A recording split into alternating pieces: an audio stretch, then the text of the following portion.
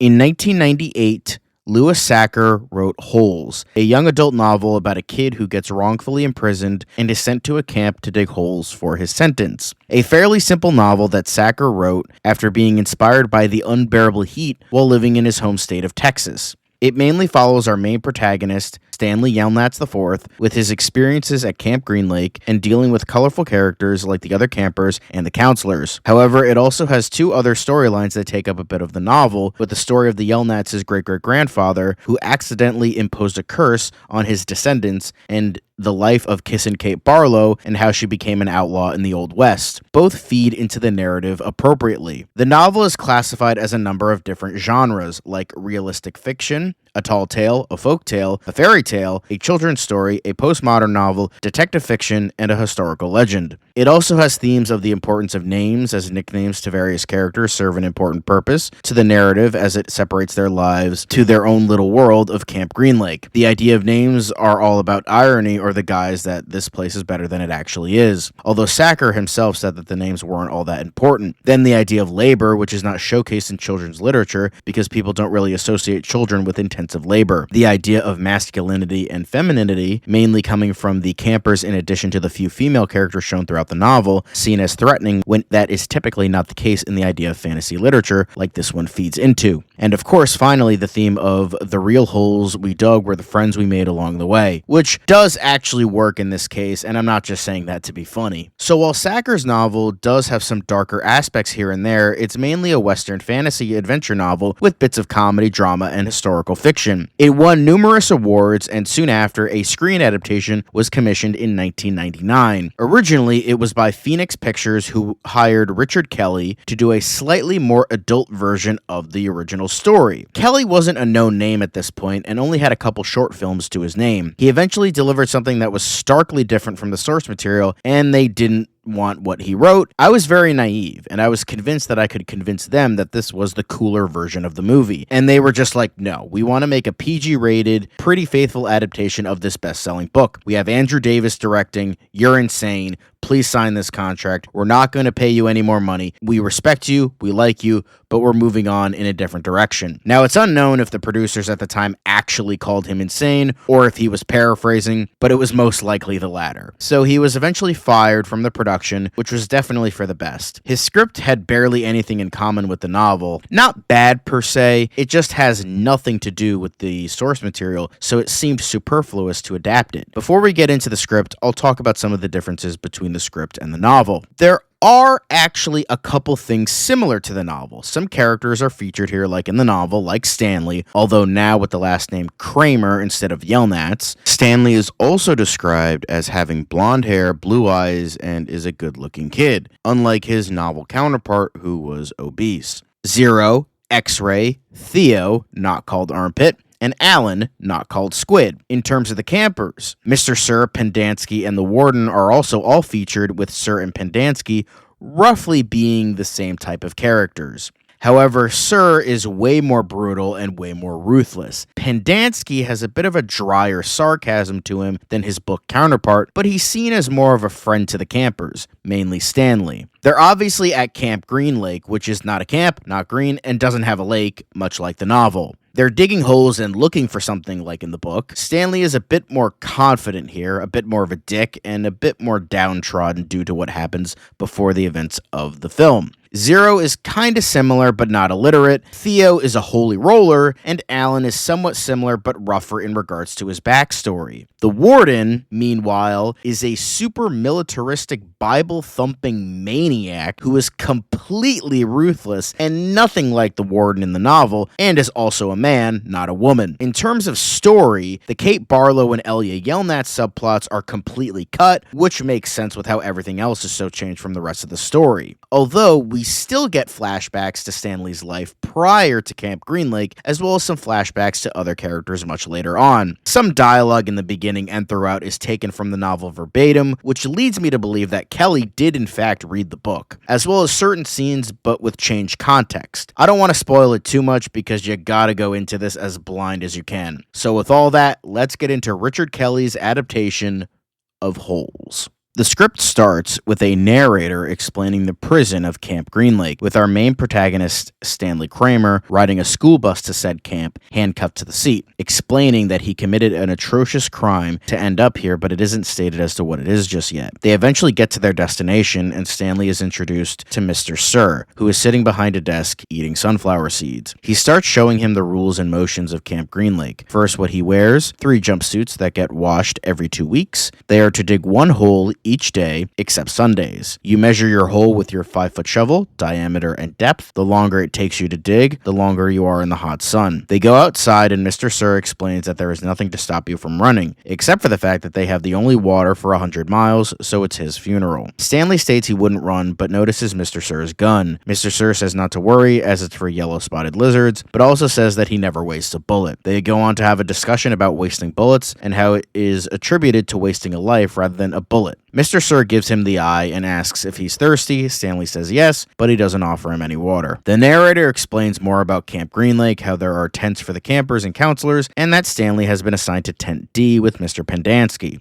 Pendanski further explains that you should never upset the warden, and that's the only real rule at Camp Green Lake. Pendanski explains that just because he's done bad things doesn't make him a bad kid. Pendanski and Stanley have a bit of a back and forth about digging holes and it being therapeutic. Stanley eventually explains to Pendanski that he shouldn't pretend to be his friend. If he needs to be an asshole, then he should just be an asshole. Pendanski tells him to shut up and start digging. Stanley eventually does so, which leads him to a montage of him digging his first hole. During this, he is introduced to X-Ray. X-Ray tries to give him some helpful advice on his hole, showcasing his smarts. He also points him towards Zero, who he explains is the fastest digger here, and claims to have dug the first hole at Camp Green Lake. It is here where we get our first real piece of lore, as he mentions a recent war. He also says that Zero doesn't talk much. They make eye contact, but then they get back to digging. X-Ray then asks about what he did to get in here, and Stanley doesn't explain, but X-Ray says he got here because he stole a Slurpee machine and threw it off the roof of his school and got caught. Before he leaves, X-Ray warns Stanley that the warden should never see him slacking off, ever. Stanley thanks him, and he starts to dig again before another voice comes up to him, a kid named Theo. He asks about sunscreen, and Stanley says there was none,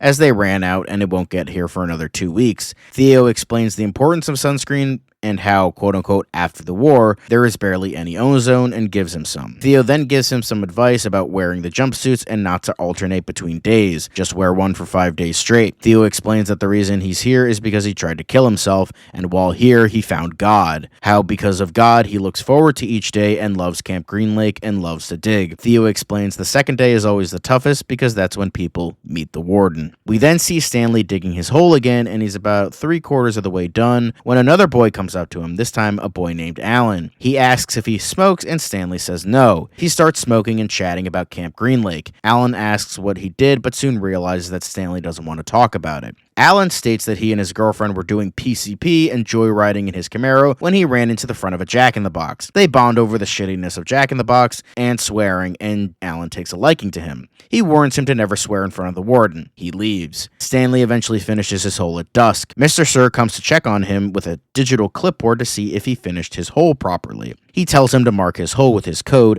SOL, and Stanley does so. Mr. Sir checks the hole and claims that it is not the proper dimensions, so Stanley has to dig another hole. Mr. Sir leaves, and Stanley starts to dig another hole. Eventually, he gets finished and goes to D tent, where Pendanski shows him his bed. He falls asleep until he's jolted awake by a whistle, and he heads to breakfast with everyone else. He's in line for food when X-Ray has a back and forth between him and the chef, Derek. He eventually sits down with his food, and they start eating when they're joined by some other campers, Daryl and Anthony. They start talking about how they fucked the campers over on the first day, that no matter what, they always have to dig 2 holes. Stanley eventually asks what they're digging for, but Theo tells him they're not supposed to talk about that and write on a napkin that they're watching and listening everywhere. It cuts to them outside around a flagpole at half-mast. They're also surrounding the human body of a kid named Jonathan Gaines who tried to escape by running. It's covered by a sheet. Here is where Stanley meets the warden for the first time, a 52-year-old tall and imposing man with a crew cut. The warden tells the campers that this is an example of what happens when you run. He claims that because he chose to run, Gaines committed suicide, and because of this will not be welcomed into the kingdom of heaven. Cut to Stanley digging his hole for the day. Zero starts talking to him about Gaines. They bond a bit over the conversation they have about not talking when spoken to. Zero eventually goes back to his hole. Stanley is almost done with his hole when he hits something. It's a bone. He puts it into his pocket and goes to Pendanski to fill his canteen. Pendanski notices his blisters and decides to tape them up. Stanley sarcastically calls him mom for doing this, and Pendanski isn't happy about it. Stanley inquires on why he would take this job and asks if he has a family. Pendanski did have a wife, but she was killed in the blast, sowing the seeds of the lore further. Stanley tries to ask more about him, but Pendanski tells him to shut up and keep digging. Before he goes back to his hole, Stanley shows him the bone he found. Pendanski calls for an excavation team. Stanley, Theo, Zero, Alan, and X-Ray all start excavating, and all are complaining that they haven't found a body yet. Meanwhile, Stanley did on his second day, with the exception of Theo, who said he found the bones of a baby at one point. They continue excavating the body when X-Ray tells Stanley that if he finds something, he needs to come to him since he hasn't found anything yet, and Stanley agrees despite other campers telling him not to. They eventually find most of the skeleton, with Theo finding a bit of clothing. It shows a name tag, which says Diane, and that she was a waitress at Bob's Big Boy. Stanley finds a ring encrusted to her finger. Pendanski orders him to give him the ring, and Stanley does so. Pendanski falls to his knees and starts to cry, revealing this is in fact his dead fiancée. The narrator tells us that Pendanski ordered the campers to take the skeleton to the incinerator while he stayed in his tent and cried over her engagement ring. They eventually say some kind words and then dump her skeleton into the incinerator. There is a small flashback of her at her job when there is a bright light and it cuts back to the present. Stanley puts her skull with the rest of the other skulls. We cut to Stanley after he's done taking a shower and heads to his bed. He starts chatting with Zero about gains. He got denied parole and was about to turn 18 and head to proper prison. Zero admires digging a hole each day, claiming repetition is good. Stanley feels like he's been here for a lot longer than he has, and Zero insinuates it'll get much worse. Cut to another flashback, this time of children happy and smiling at a pool. Then cut back to the present to Stanley seeing something scrawled onto one of the cots, bury the past. We then go back to the flashback. It shows a pool party a year before with Stanley in attendance and a bunch of kids smiling, laughing, and playing. It is a birthday party for his sister Rebecca, who is turning 8. Everything seems normal and fun. Later on, when Stanley jumps into the pool, there is a blinding white light. Stanley looks up in addition to everyone else at the party at a giant mushroom cloud. It repeats the scene in slow motion where the narrator described the tragedy that defined a generation. The assassination of JFK, the Challenger explosion, and then the one here, where somebody set off a nuke 70 miles from Dallas, Texas. It comes back to the present day, with Stanley still in his cot asleep when Mr. Sir starts to get everyone up. Stanley starts to get up too when Mr. Sir reminds him that he has the day off today. He states he still wants to eat breakfast with the other campers, and also tries to save his day off for another day, but Mr. Sir forces him to take the day, stating that he should revel in the opportunity he was given. Everyone witnesses this and makes fun of him, thinking he could get away with this. X-Ray and Derek have their back and forth at breakfast, as well as spouting with other campers. Stanley starts to ask others what he should do on his day off, and they recommend sleep and listening to music in the rec room. They make fun of each other's taste in music, with everyone making fun of X-Ray's love of country, while he states he doesn't like to listen to that quote-unquote Negro crap they listen to, and the N-word is used several times for some reason. Stanley then heads over to the rec room, and other campers talk about him like he's some sort of golden boy. He gets to the rec room where he starts listening to The Unforgiven by Metallica. He starts rocking out when the warden walks in. They start talking about the music. The warden claims it's devil music, while Stanley explains that it reminds him of his father, as he used to listen to this type of music a lot. He then asks what they're digging for. The warden states that they dig to build character, for the repetition, not to find anything. Stanley says it's a crock of shit, and the warden tries not to get angry at such a statement, while Stanley explains his reasoning. As the warden said earlier, it was okay to speak freely, about how it all feels pointless if they're not digging for anything. How they're just destroying the earth to keep busy. The warden ignores this and asks about his sister Rebecca. Stanley states she's gone, and the warden says that what he's done, he will face eternal damnation, that he's committed a great sin against God. And at the end of his monologue, he states that Stanley must dig to find forgiveness, and he leaves. While Stanley is walking through the many holes outside, there is another flashback. It shows his family, post-nuke, trying to stay together in a sea of chaos. Stanley and Rebecca get separated from their parents by some sort of military guard. They get placed on a truck, never to see their parents again. The narrator explains there was a sickness that came with the disaster. Zero gets Stanley's attention about his day off, and Stanley admits that there's nothing to do except dig around here. With that, he helps Zero dig his hole. Zero skips rocks across the hardened dirt while Stanley digs his hole. Cut to months later, Stanley has now become the fastest digger at Camp Green Lake and finishes his 58th hole. Cut to lunch, X-Ray and Derek have their back and forth, with X-Ray finally getting one on Derek, who spits in his food. The narrator further explains the torment of Camp Green Lake: the shitty food, the hot days, the inability to sleep despite the tiredness, and the blistered hands, and plenty of other things. The warden reminds Stanley of his sister while they round the flagpole again. The narrator then talks about their day of rest, Sunday, the day they all look forward to. Sleeping in is great, but Saturday night to goof off was always the best. They're having a blast in the rec room along with Pendanski, who whispers something in Alan's ear. Alan tells Stanley about laundry duty, so Alan, Stanley, Zero, and X-Ray all go with Pendanski for laundry duty, which seems to be a code for something else. Derek joins them in the truck. They pack up the truck with laundry, and Pendanski tells the four of them to get inside. Some are nervous, but get in anyway. They start driving along and eventually get to the perimeter, where Mr. Sir doesn't see anything, and they keep driving along. Alan explains they are headed to the way station truck stop supply exchange. It'll take a couple hours, but Alan says it's worth it as there will be ladies there. Meanwhile, in the front, Derek and Pendanski are smoking pot when Derek asks him about what the warden would think if he found out about this, and Pendanski bluntly states, "Screw the warden." They eventually get to the way station. An armed guard asks their business and whatnot and eventually lets them through. They get changed and actually start doing laundry duty. Pendanski and Derek get some supplies in regards to food and cleaning supplies. They eventually finish and head to the last stop, a bar, on their little adventure. They head inside and it's a dingy dive bar filled with people. Pendanski gets them beer and Alan tells them that no matter what, they're all 18, and Zero says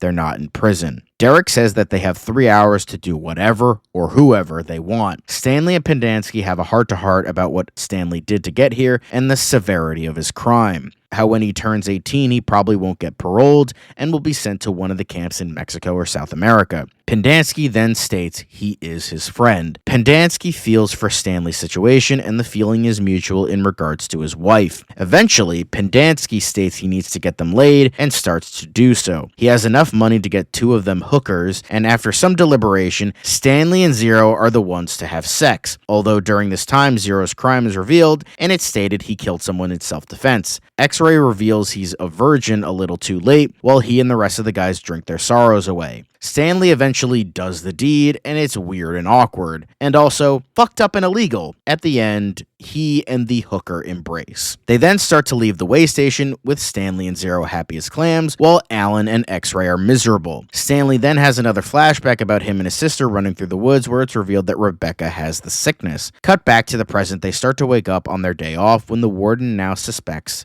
what's happened. He tries to get them to confess, but none of them do, worried about the consequences. That's when Mr. Sir starts beating the shit out of Theo to get them to talk. Stanley and Zero eventually reveal that it was them, and then after a few more jabs at Theo, Alan and X-Ray reveal themselves as well. The warden asks if it was worth it, and Stanley says yes, it was worth getting out of this shithole and not to look at his ugly fucking face. Stanley asks to only punish those who deserve it and not Theo, but Mr. Sir decides to kick him again. Stanley tries to tackle Mr. Sir, but he just hits him and knocks him to the ground and puts his boot on his throat. Zero and Alan try to help, but Mr. Sir threatens to shoot them. Zero doesn't move, with Stanley about to pass out and Theo's still coughing. X-Ray yells at them to get back, and they do so. Mr. Sir then releases him from his boot, and the warden reveals that they will now dig 2 holes a day. Stanley helps Theo to his feet and apologizes to him. Pendanski yells at Mr. Sir about his treatment to these kids, and Mr. Sir doesn't really care. Pendanski states how they're never going to find it, and Mr. Sir is sure that they will. A few days later, while filling up canteens, Mr. Sir takes Stanley's filled canteen and dumps it out in front of him. Another couple of days later, Stanley is digging his hole when he hits metal. He hits something that is the size of a hammer and has all these weird attachments to it. It's described as a very large spark plug of sorts. He puts it in his pocket to give it to X-Ray because of their deal. He finishes his 112th hole. He gives it to him in the mess hall later that day. The next day, X-Ray sets it up that he found it, and Pendanski comes over and states he might get the day off. He writes down the registration number for his hole. Cut to the warden's office. Pendanski takes it to the warden and inquires about if it will interest him. It seems to, and asks where it was found. Pendanski points it out, and at the end of their conversation, the warden threatens him if he betrays him again. Mr. Sir and another counselor head over to the hole in their trucks for an excavation. Pendanski asks him to pick his team, and X-Ray chooses Stanley, Zero, Alan, Anthony, and Theo, and they start digging further around the hole. X-Ray is celebrating that he found what they're looking for, while Stanley motions Zero to keep quiet. The warden arrives in military fatigues and asks if they found anything else. Not yet. Some campers are shocked that they've been working for the military, but Anthony isn't. They keep digging through montages. More military trucks pull up. Stanley, Zero, and X-Ray are shocked and exuberant. They set up for a sundown excavation. Another montage. They dig and dig some more, with even more campers showing up. Zero and Stanley talk about if they tell the warden where they really found the spark plug looking thing. They stop digging for a sec when a military officer jabs the butt of his gun into Stanley's stomach and orders him to keep working. They do so. It hits sundown. The warden is ordering them to keep digging, and Mr. Sir now is also in a crew cut and military fatigues. He orders roll call. Some campers get out of the excavation site, mainly our protagonists. Alan asks what he found. X-Ray says it was some sort of hammer. He gets jabbed in the stomach for talking. The warden is still barking orders. Cut to the rec room. Only Stanley and Zero are in there, and they discuss the repercussions of telling the warden what they really know under the safety of very loud music, so the microphones don't pick up what they're saying. They decide that maybe they have to run, as the punishments far outweigh the reward, if there is any, that is. That night, X-Ray confronts them with similar grievances about lying. Theo hears this entire conversation as he's still wide awake. The next day, they're still digging where they found the oversized spark plug, or at least where X-Ray put it, although they found the body of a mechanic. A little bit later, Anthony is digging with a pickaxe and he hits a wall and liquid starts gushing out, and Anthony yells out, "Water!" However, a military officer was smoking a cigarette and absent-mindedly throws it into the pit with the so-called water, only to find out very shortly it's gasoline. The pit goes up in flames, with Pendanski yelling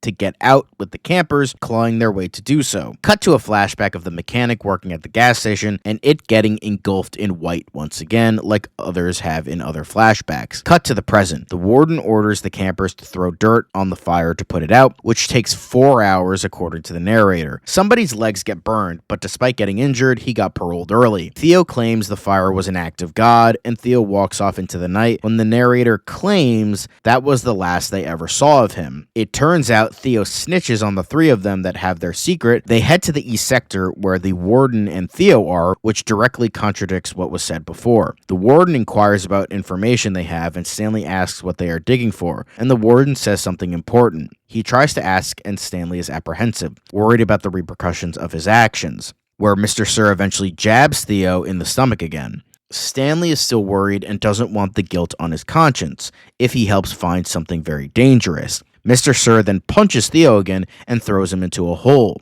Zero is on the brink of crying, and X-Ray just stares down. Here it is revealed that the crime Stanley committed was that he killed his sister. They start to throw dirt onto Theo. X-Ray is pleading with Stanley to tell him where he really found it, while the warden tells him he will give him parole if he tells him. Zero then lies and tells him a hole where he found it, even though Stanley encouraged him not to. The warden tears up the slip, tells them they'll be going south to the camps, and to lock them in the incinerator room. Then, Zero starts to run. Mr. Sir aims his gun, and the warden tells him to take the shot. However, Theo hits Sir with a large rock, and the gun falls out of his hands as he lands on the ground when Stanley points it at him. Stanley tells X-Ray to get the keys, and he does so. They try to get Theo, but he says it's part of God's plan for him to stay there. X-Ray starts it up, and Stanley dives into the back and wishes the warden good luck if Zero told them the truth. They try to grab Zero despite a flurry of bullets from the two men. Theo tries to help by lunging at the warden, but he does little to help before he gets killed himself. X-Ray keeps driving and asks where he's going. Zero says they gotta get to Mexico. The dirt eventually gives way, and the truck starts to go down an incline, and they crash into a concrete wall of some sort, and the airbags deploy. Sand and smoke is filling the cab, and X-Ray starts to cough up blood. He appears to have broken a rib from the airbag. They get out and see that there's something beyond the concrete wall. They get a duffel bag with a first aid kit, grab a flashlight, and they head inside the wall. They start looking around and see a bunch of parked cars. It's a parking garage. They eventually find a car for X-Ray to lay down in to bandage him up. They put on some sweatshirts for the cold night. Stanley says they won't find the truck due to it being buried. Zero stays with X-Ray, and Stanley goes off to find anything that can help them. He finds that they are attached to a Sears. He finds a relic of yesteryear, but also plenty of skeletons from the bomb. He finds a faux living room in the furniture department where he eventually brings X-Ray along with Zero. They find some board games to entertain themselves. They start playing Trivial Pursuit while talking about the situation. X-Ray is getting delirious from his wounds. Zero tries to ask about Stanley's sister and why he killed her, and Stanley ignores it. Zero inquires again, and he decides to begrudgingly talk about it. He tells us something we already know, like getting separated from their parents. For the next few months, they went from camp to camp and living on dog food. They tried to find them, but they couldn't, while Rebecca got sicker and sicker, like others did. They made it to a military hospital. He recounts getting in there and how she just got worse and worse, with nobody doing anything for her, or at least anything proper. They gave her a tracheotomy so she could breathe after her throat closed up. Eventually, it just got worse and worse to the point where he couldn't see her like this anymore, so he removed her tracheotomy tube, and she dies. But somebody saw him do it, which is what caused him to get arrested. X-Ray is on the brink of death, telling him he'll see Rebecca soon, and he'll tell her hi from Stanley. He begins to see what life was like beforehand because of his quote-unquote X-ray vision. And we get a surreal experience of what the Sears looked like before the bomb fell. After this, X-Ray passes away from his wounds, with his last words saying that they were his best friends. They dig his grave, and both Stanley and Zero state that that was the last hole they'll ever dig. They head back to camp as it's the only option now. It is then revealed that the narrator is in fact Zero. They get back to camp where they find the hole where Stanley originally found the spark plug. They end up digging into it more and find a weird box of sorts. They open it up and it's described as a housing for what they found before, the spark plug looking thing. 23 of them in 4 parallel rows. They take a guess that they're for weapons of some sort, and they eject once they're used up, and again guess that the one they found was ejected after the nuke in Texas was set off. Mr. Sir finds them and tells them to get out of the hole. He's with the warden. A car pulls up. He thanks them for serving their country and may God have mercy on their souls. And they realize that they are about to die soon. Mr. Sir is about to kill them when one of the spark plug hammers flies out of its casing and lobs it into his head. Dead. The same thing happens with the warden. One of the hammers flies out and hits him square in the chest. He falls down and Stanley takes his hand and tells him, "May God forgive you for the suffering you have caused." Zero starts to realize everything about the situation. He sees the deaths of people in the past. Jonathan Gaines, where it's revealed that Mr. Sir actually shot him. Diane, Pendanski's wife. Gordon Barclay, the mechanic. Mona Steiner, a dead woman from Sears whose clothes they used. Theo, Rebecca, and the warden, where it is revealed that he was the one who saw Stanley kill his sister. The warden eventually dies. Pendanski then greets them, who is now also with a military crew cut and military fatigues. They bury Sir and the warden. Pendanski hands them uniforms, telling them that they've been drafted. They drive through Camp Green Lake one last time with the strange box, where they see Derek, now also with a crew cut, and lets them through. They are now on a civilian transport ship at sea. Zero and Stanley are carrying a huge duffel bag, which is assumed carries the housing, which Pendanski seems to describe as sentient somehow. They throw it into the water, while reiterating,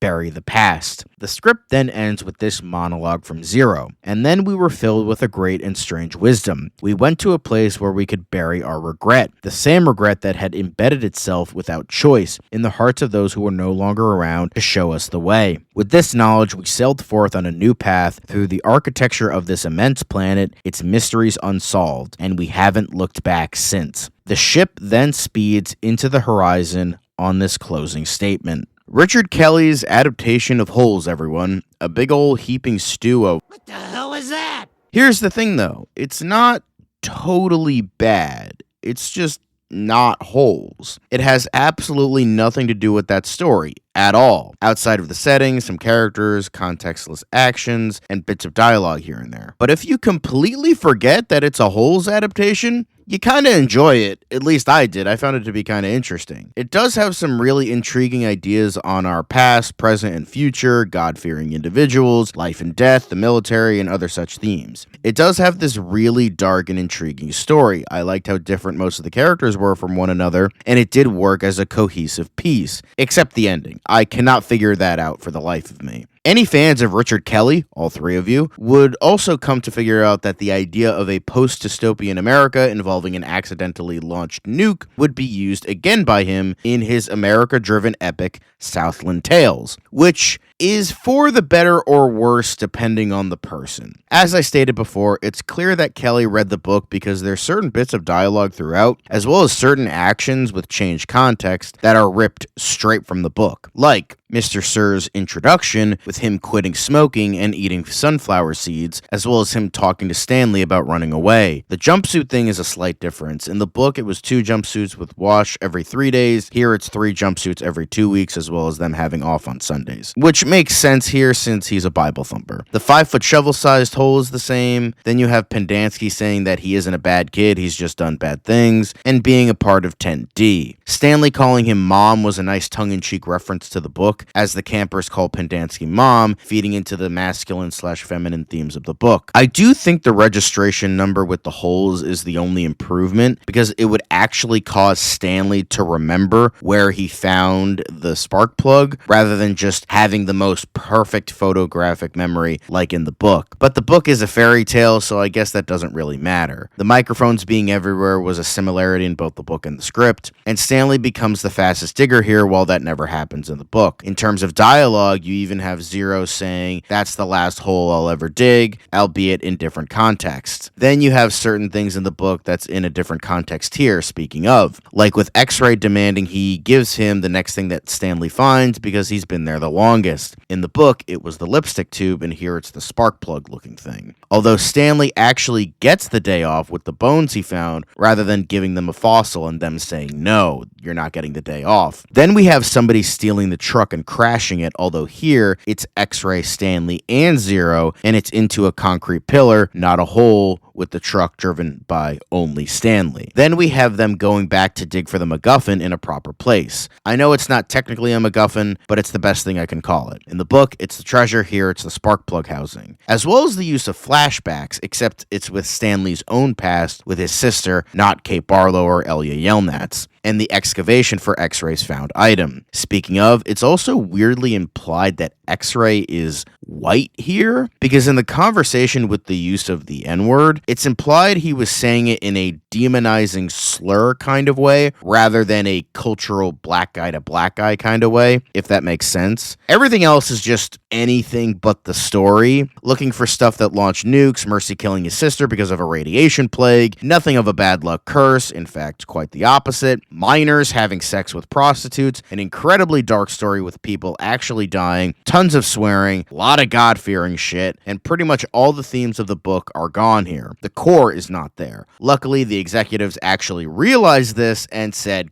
"Get the fuck out!" That leads us into the movie we got. Andrew Davis was hired when the project was still only at Phoenix Pictures, as he was mentioned by Kelly when he got fired from the project. At some point, Disney entered the picture and would co-produce the film with Phoenix. Davis wanted Louis Sacker to be heavily involved in the project to the point where he was eventually hired to adapt his own novel. Davis worked with him very closely to make sure they're putting in the right amount of stuff and then cutting anything else that was deemed superfluous to the story they were telling for the movie. This would lead to 2002, where Holes was shot in California over the course of 10 weeks, where Shia LaBeouf was hired as the lead of Stanley Yelnats IV, who would then work on both this and Even Stevens at the same time. The biggest thing, quite literally, from the book that was cut was that Stanley was obese and lost weight over the course of the story. However, due to not being able to portray that correctly on film and not wanting to put a child through either gaining excessive weight and then losing it, or just losing a shit ton of weight in a small amount of time, it was cut. However, due to Sacker writing the script and Davis respecting the source material, Holes is noted as being one of the most accurate book-to-movie adaptations ever made. It would eventually be released to positive reviews by critics and audiences, and was a decent financial success, making around $71 million versus a $20 million budget. Although, speaking of accuracy in regards to the book, I did want to get into some comparisons between the movie we got and the book. As I said, it is fairly accurate, just done in a different order and some things being cut for time and pacing, as well as some of the darker moments from the novel being cut as well. Now, I would like to mention, I don't own the movie, so I don't know the deleted scenes, so if any of these comparisons were showcased in the deleted scenes, I apologize, as I wouldn't know. In terms of the campers, pretty much all of them are accurate to the book, outside of Stanley's weight, but I already mentioned that. Same with the counselors. Mr. Sir and the warden are on the nose accurate, and with Pendanski, the only major differences are that in the book, he's bald and isn't called